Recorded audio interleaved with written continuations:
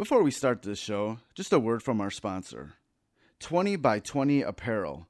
Founded in 2015, 20 by 20 Apparel brings original tributes to pro wrestling's classic arenas, moments, and events. They look to spotlight the bloopers, bleeps, and body slams along with the biggest, smallest, strangest, and strongest that pro wrestling has had to offer. Along with their awesome line of pro wrestling apparel, they do offer many services. In the world of wrestling, there are hundreds of shirts, promotions, flyers, social media accounts, and ads. Don't get lost in the sea of parody shirts and display fonts. They can provide professional graphic design services at a reasonable price. 20 by 20 also hand screen prints all the tees in-house. If you would like to discuss possible run of tees, posters, koozies, foam fingers, or whatever, drop them a line. Go to 20 by 20 Apparel. That's the number 20x, the number 20 apparel.com. Now, let's get to the show. Fresh is the word. I'm Jim Duggan, got long wood for plenty hoes. I keep it fresher than fresh, but you already know. You suckers bummy, I'm money, I got a ton of flows. My weed loud like a motherfucking thunder roll. Your shit quiet like you ballin' on a budget though. We see your kicks and we laugh and yellin' what are those. You see me shining like a suit on puffy. You know my grindin' shit is too strong, buddy. That's why the dude call money. I be stuntin' like it's nothing at all. Cause it's nothing to me, it's probably something to y'all. Trying to smoke like me, then come and fuck with your dog. Got a closet full of kicks, you can't cop it tomorrow. And I'm fresher than the freshest, you can tell it's in my essence. Bitch, you see the way I'm rapping, yes I do this shit to death. Until I'm running out of breath, or tell somebody cut a check. But either way you know it's fresh, and either way you know it's fresh. Fresh, we fresh. Fresh, fresh, goddammit, we fresh.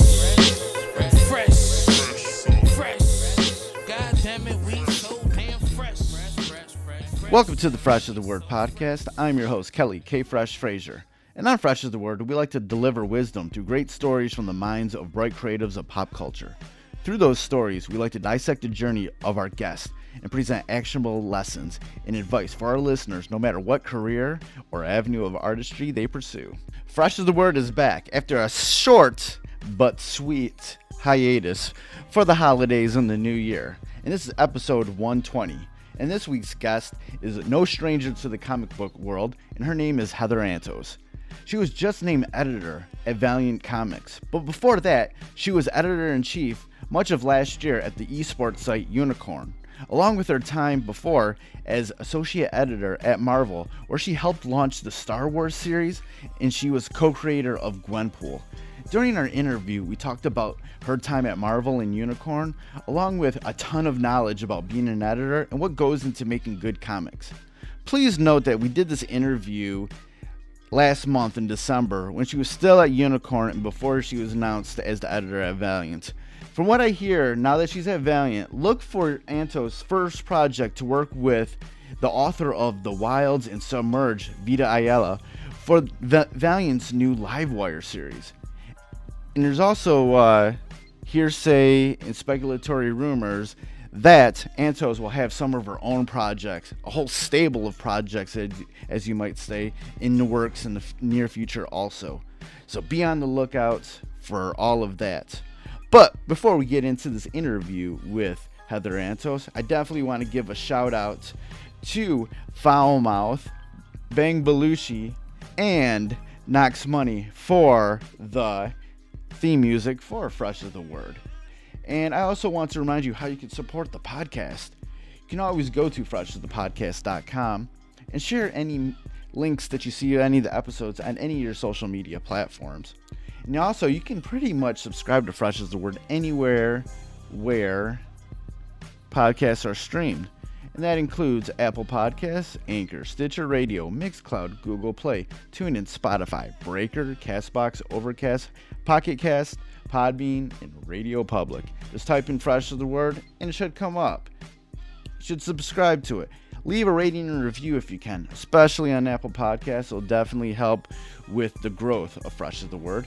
You can also email me at djkfresh@gmail.com if you have anything you want to submit, any questions, any feedback, good or bad, whatever, comments. You can also follow me on Twitter at Fresh is the Word, and on Instagram at Fresh is the Word, and on Facebook at facebook.com/kfresh. And you can also follow Fresh is the Word on social media, on Twitter at Fresh is the Word, but that's Fresh is with IZ. Instagram at Fresh is the Word Podcast, and in Facebook at facebook.com/Fresh is the Podcast. All right, enough of that. Let's get on to the interview with Heather Antos. I first started following you on Twitter a while back, and it was just like I was seeing everything they were posting. You were doing like the Signal Boost Sunday. There's a lot of things that you were doing that are saying, I'm like, hey, this, she seems really cool, really, fun and outgoing. I would really love to eventually talk with her on the podcast eventually. So glad that I'm able to finally link up with you. Yeah, for sure. I mean, thanks for following. Always happy to have another follower and help support other creatives. So yeah. So earlier this year, you left Marvel to be the editor-in-chief of the esports betting site Unikrn. How's been your time during this past year with Unikrn? It's been good. It's been good. They're doing some really cool things. Breaking some new technologies when it comes to online betting, as well as just getting to venture into the esports scene, which is massive and huge and growing. So it's fun getting to do that, and get paid to play with video games. Oh. Right, living the dream. Yeah. I mean, I can't deny that. With all your your past experience, what did you feel like you brought to the table with joining the Unikrn team? Well, I had previously worked with my boss, Ryan Torado. We had worked together.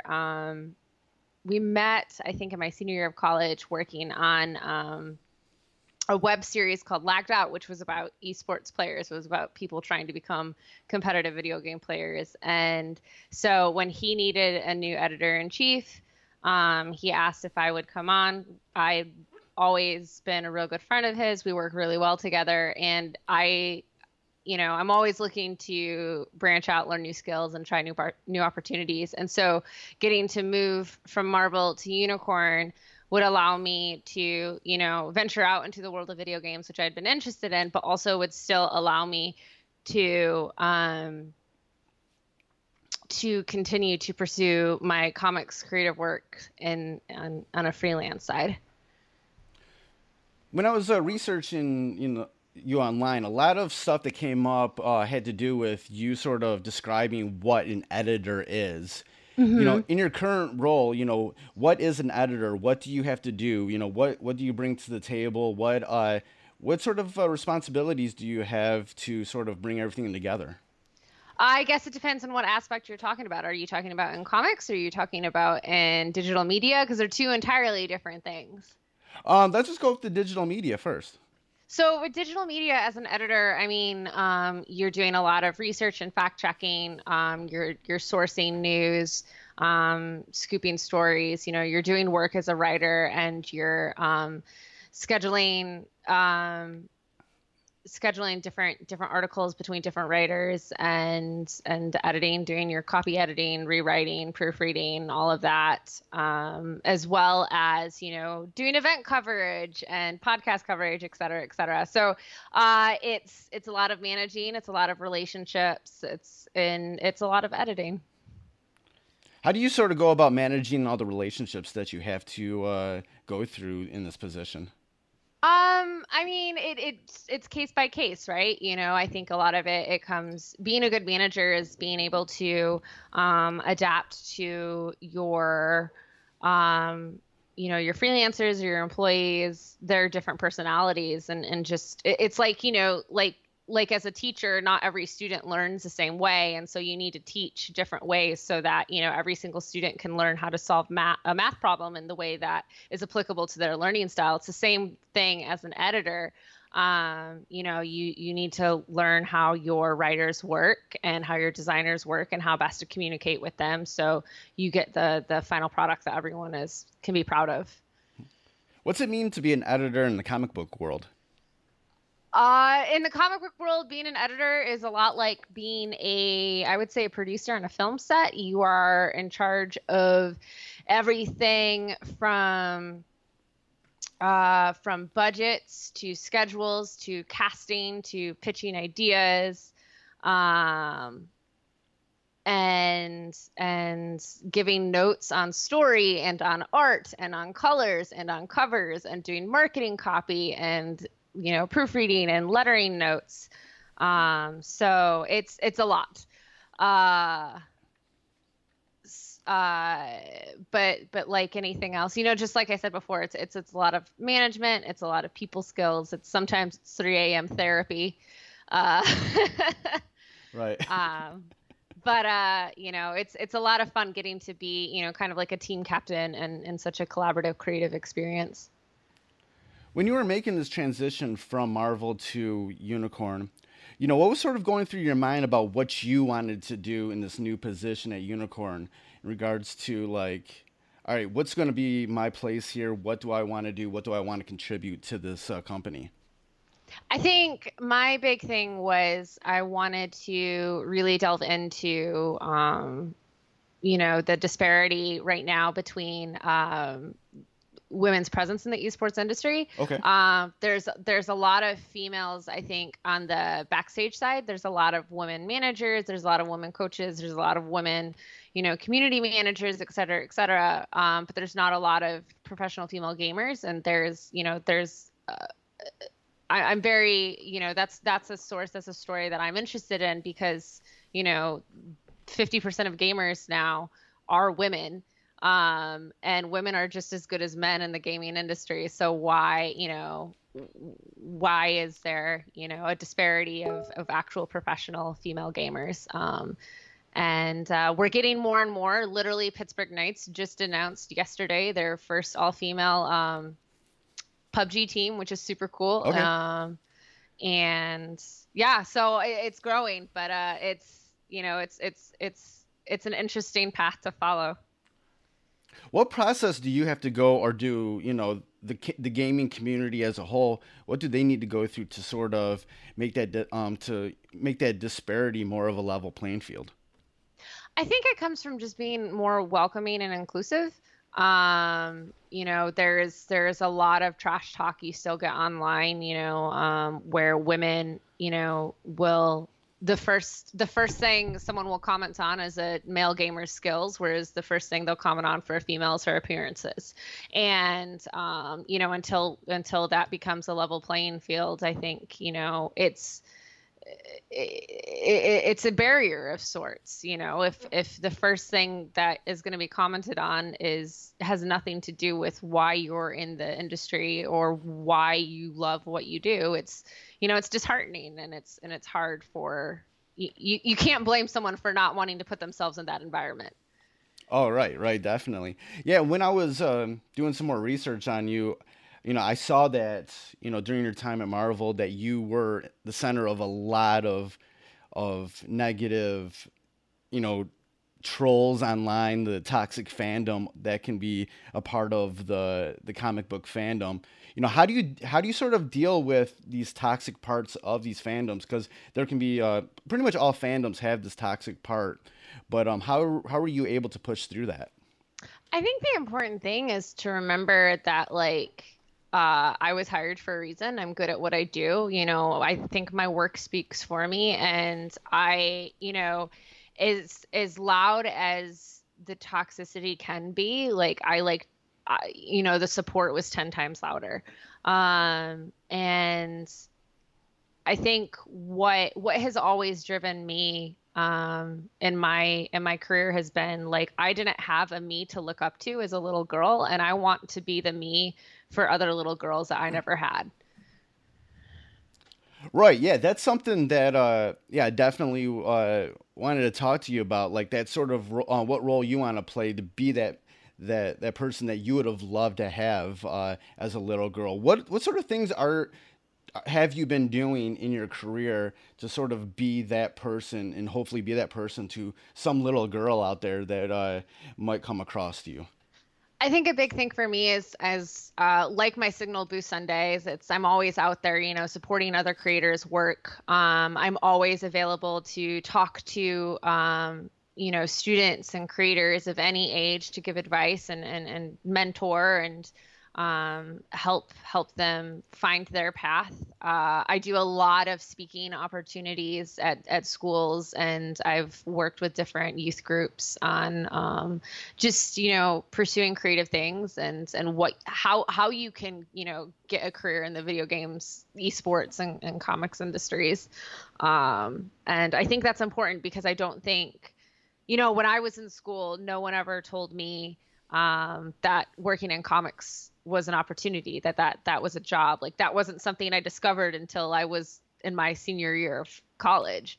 And so I think, it's super important that kids learn from an early age that there are other opportunities and avenues for them that aren't a teacher, aren't a lawyer, aren't a doctor, that are just as fulfilling and just as rewarding and in my opinion, way cooler. Right. When you're giving this advice out to, no matter how you're doing it, what sort of feedback are you getting from people? What sort of questions are people asking? A lot of questions that you get is just how do you do it? And there's no one way, there's no one way to breaking into comics. There's no one way to breaking into games. There's no one way to breaking into esports. Just like there's no one way to breaking into being the next Tom Cruise, right? Like right. there are so many different avenues that you can take. And I think what's most important for creative people who have this passion and have this drive is to just do the thing. Like I always say, like, if I were to give a TED talk, its title would be "Don't be a dick and do the thing." Because that's like, if you want to make comics, like that's right. Just do the work and put it out there and, don't be a dick because people remember, it's a small industry. People remember the people that help them out. People remember the people that are nice to them, and people remember the people who aren't. And creative industries are very small industries, and everyone talks to everyone, and word gets around super fast.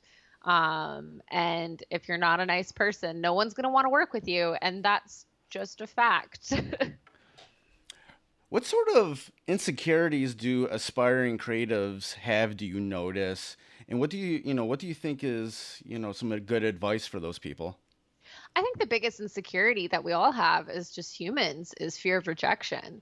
No one likes being told no. And especially as a creative person, no one likes being told no about their art. Like our art is an extension of ourselves. And so if someone says, no, I don't like that, it can be really hard to not take that personally. But I think what is really important is to remember why you're creating in the first place. You're creating, every creator is a bit narcissistic. That's just a fact. We wouldn't be putting our work out there if we didn't want people to say it's good. And so just like make sure you love what you're doing. And if you love what you're doing and if you're proud of what you're doing, that's all that matters.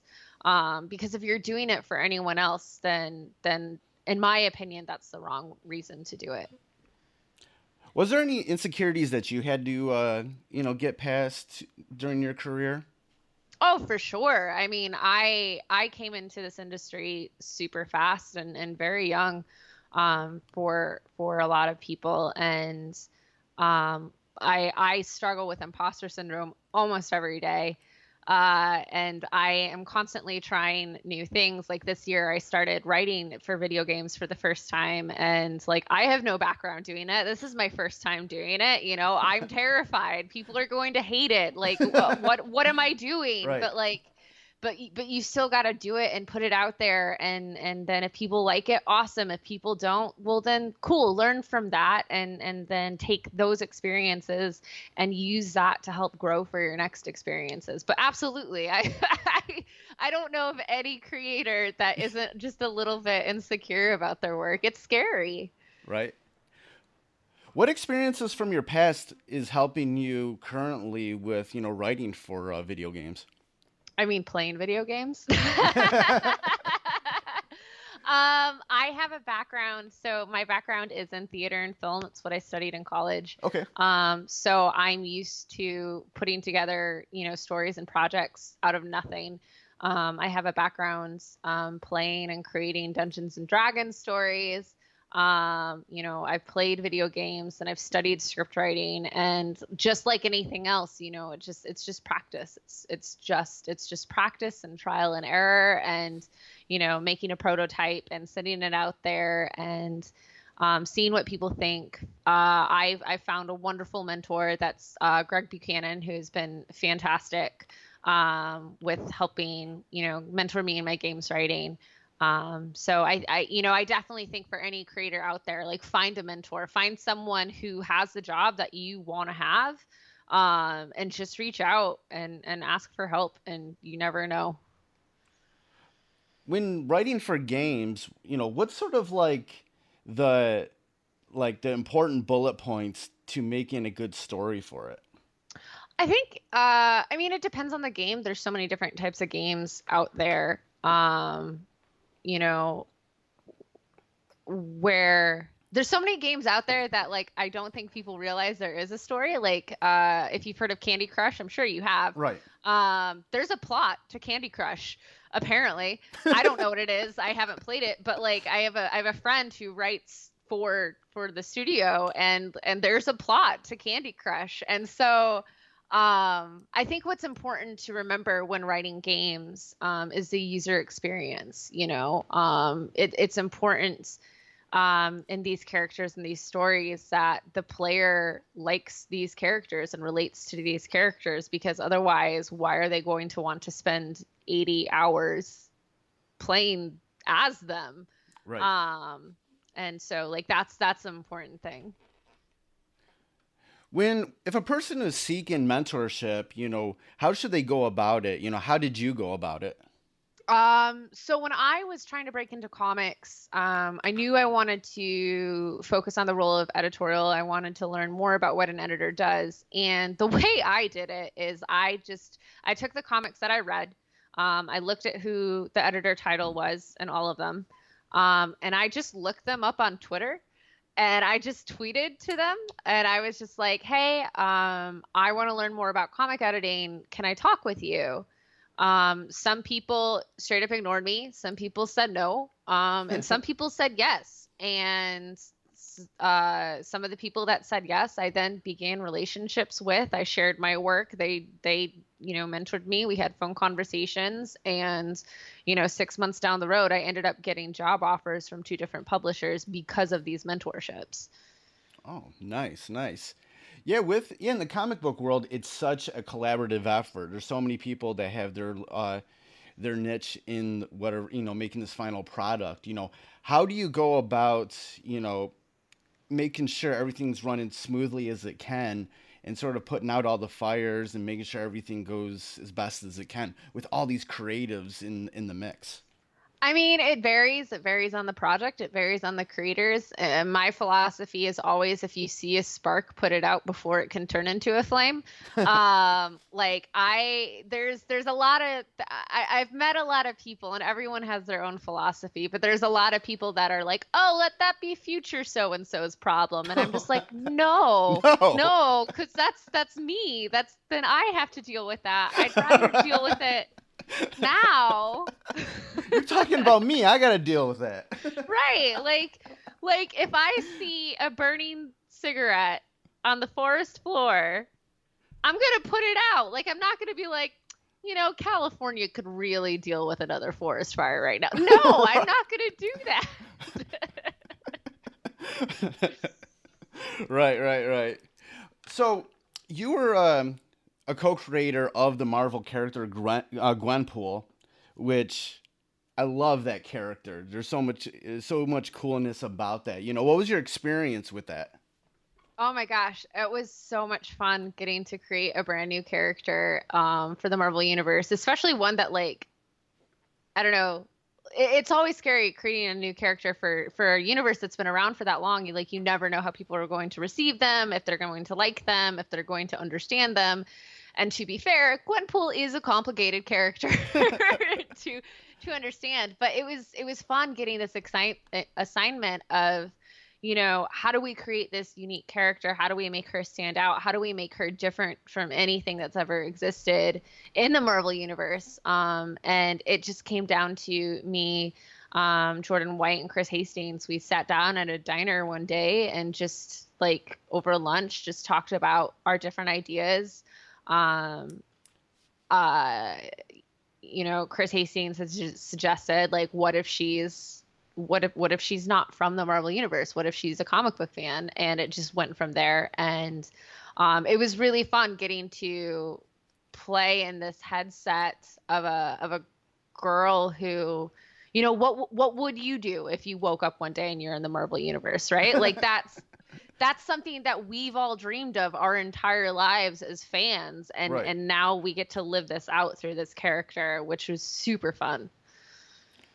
Aside from that, what do you think? What do you think the Gwenpool character? Why does it resonate with people?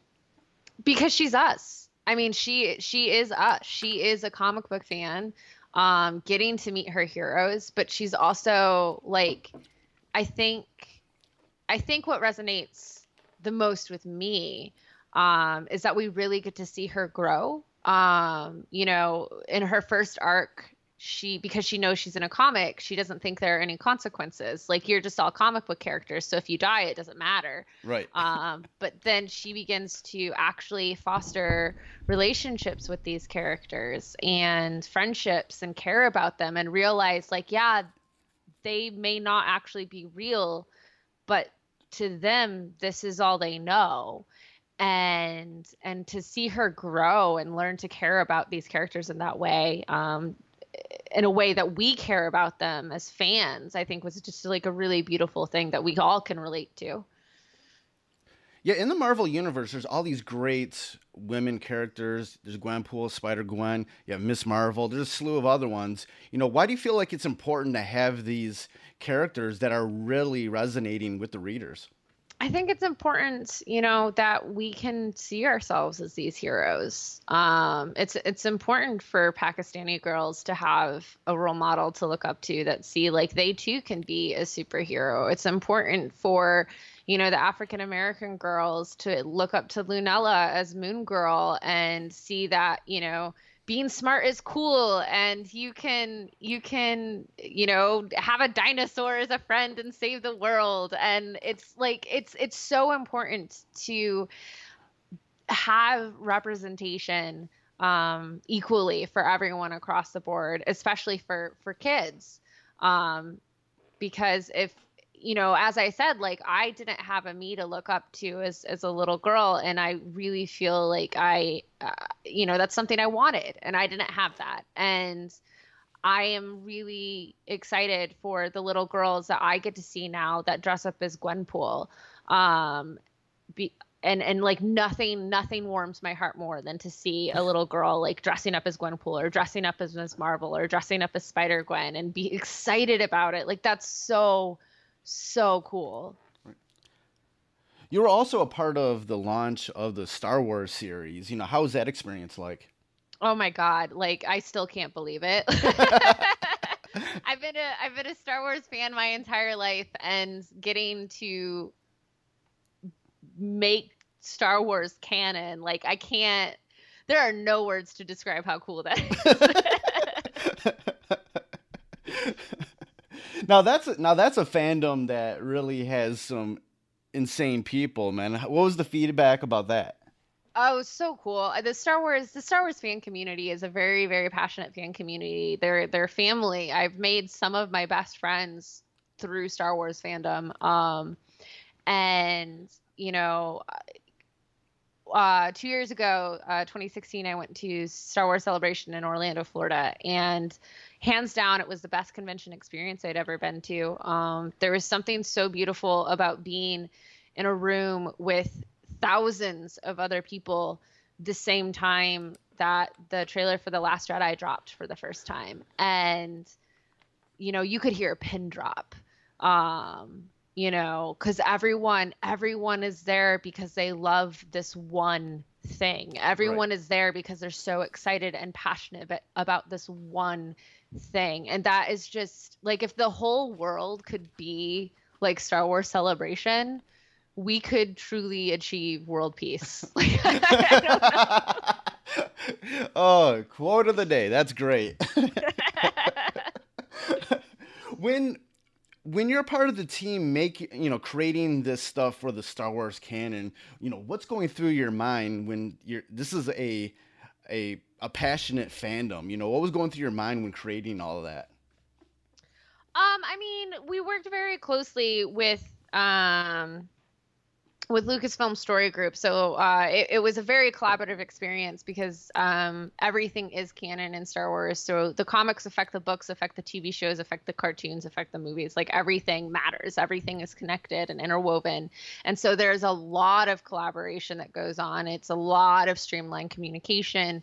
There's a lot of give and take, and sometimes not all your ideas get approved because someone else is already doing something with that character, that planet, that storyline, whatever.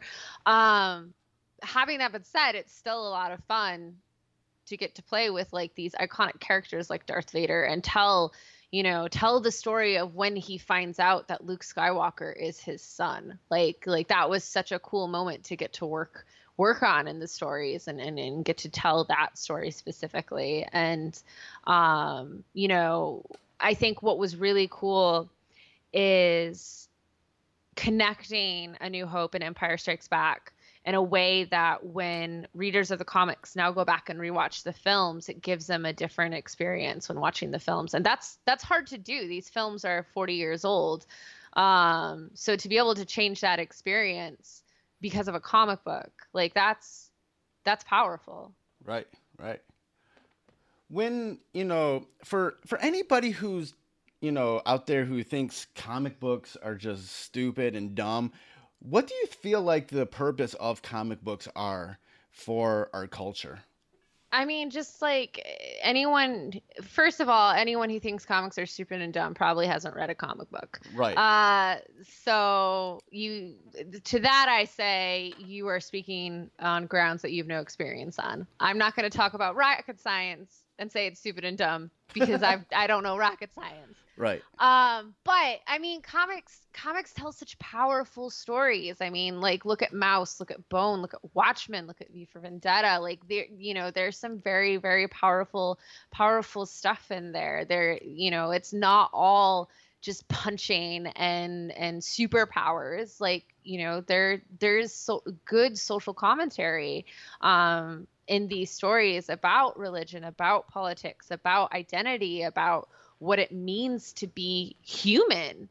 One of the most beautiful stories I think in the past, in the history of comic books was Tom King, Gabe Walta's Vision story that came out from Marvel, where Vision is an android, yes, but that whole series discussed what it means to be a human and what it means to have a family. And it was a really existential, beautiful, philosophical story that, sure, it could have been told through prose. Sure, it could have been told through TV or film. But I think the power that it had being told via comics is unlike anything else.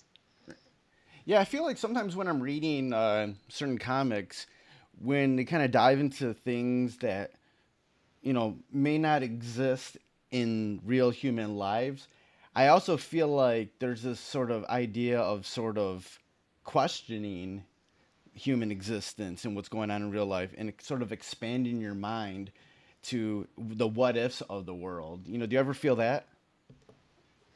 I'm sorry, can you rephrase?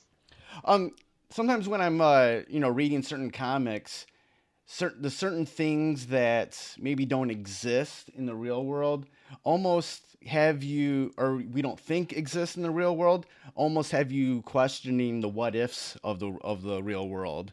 You ever get that? Oh, I mean, for sure. There's, you know, superpowers are nice and all.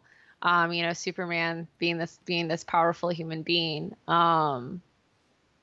But it's all allegory. It's all metaphor. It's all, this is human potential. I don't think Superman or Captain America, neither of these characters need their powers to be the heroes that they are. They are good people, pure, and heart and soul. They're just good people. And the fact that they have these powers means they get to, they're using them for good things, as Uncle Ben says, with great power comes great responsibility. Right. And so I think what is so cool about seeing these what ifs, what if I had these powers? What would I do with it? Would I be brave enough to run in front of a bus that's gonna hit people? Like, I don't know. But I know that Superman would do it whether or not he had those powers. Right, yeah, it's like the what ifs will get you down this road where you start thinking about what does exist and what you can do in any certain situation. Yeah, 100%. Right. And what was I just gonna ask? I got really deep for a moment, and I was just like, "Oh shoot." When I always like to ask this question when I'm interviewing people, what's been something that's been I mean, when you sort of look at your career, what's a sort of a lesson or nugget of knowledge that you could sort of extract from your life and career that anybody listening to this, depending, it doesn't even matter what their sort of avenue of artistry that they're in, could sort of project into their own life? I mean, just like I said before, like, just don't be a dick and do the thing. Like, I wanted to make comics, and so I didn't ask permission. I just made comics, and I made them, and I showed them to anyone that would look at them, and I was willing to help out, and just be a good person, and hard work, and it pays off. If you want to make the thing, if you want to make a podcast, if you want to make a comic, if you want to make a movie, if you want to make a book, if you want to draw, like, just do it. The only thing stopping you is you. And sometimes that's the hardest barrier to get past. But I promise you, once you get past that barrier and start actually doing the thing, you're unstoppable. Right. That's great. And what's the future got in store for you? Is there anything, any projects, coming out that you can talk about? There's a lot of new things coming out, but I can't talk about. But there's a lot of big things happening very, very soon for me. I wish I could say. It's going to be a big 2019. That's all you could say. Yeah, 2019 is the year of Antos. In the meantime, though, I am editing a bunch of Image comics, Bitterroot, Redlands, and Injection. Those are all available at a comic shop near you. And yeah, keep your eyes peeled on 2019 because I have a lot of huge announcements coming out very, very soon that I can't wait to talk about. Awesome. And I always like to end all my interviews with the same question. Who is somebody that's been a part of your career life that I could realistically interview for this podcast that would have some good lessons and stories to talk about? I would suggest Fabian Nicieza. He is the co-creator of Deadpool. And he's a super friendly guy who's been in the, comics, TV, film industry for a long time, and I'm sure has some pretty great stories to tell. All right, that's good. That's great. Thanks for that suggestion. And before we get out of here, where can people go online to get more information about what you're doing? The best place is Twitter. You can find me at Heather Antos. That's just my name. And I am on there way too much. Yeah, you're on there a lot. That's how I came across you and ended up like I gotta get this person on the podcast. So that was my interview with Heather Antos. Definitely a big congratulations to her and her new position as editor at Valiant Comics. You can definitely check the show notes for this episode at freshasthepodcast.com to where you can follow Heather Antos online to just follow what she's going to be up to in the near future. She's very active on Twitter, and she does a thing called Signal Boost Sunday, where she'll just anyone who hashtags Signal Boost Sunday, she'll retweet it for you just to raise awareness of a lot of the creatives out there. So definitely go follow her on Twitter because she's very active on that. So that was another episode in the books. We got a lot of cool stuff coming up on upcoming episodes. We got a really dope ticket giveaway for a convention that's coming up in Michigan. So that will be so be on the lookout for that.